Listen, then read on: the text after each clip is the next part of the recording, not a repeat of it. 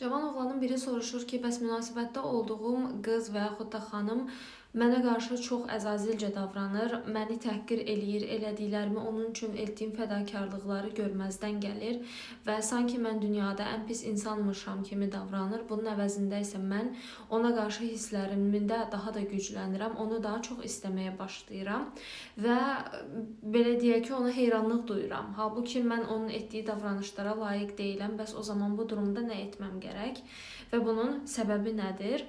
Mənə əvvəla maraqlıdır ki, siz bu durumda necə bir addım atardınız, partnyorunuz, yəni sizi elədiyiniz yaxşılıqlara rəğmən bu cür acılasaydı, bu cür təhqir etsəydi, siz onunla münasibətə davam edərdinizmi və yaxud da sizə görə həll yolu nədir? Biz gəlin bunun psixoloji tərəfinə baxaq. Belə ki, bu durum Stockholm sindromu dediyimiz bir duruma bənzəyir. Bu adını İsveçdəki 1973-cü ildə baş verən soyğundan götürür. Belə ki,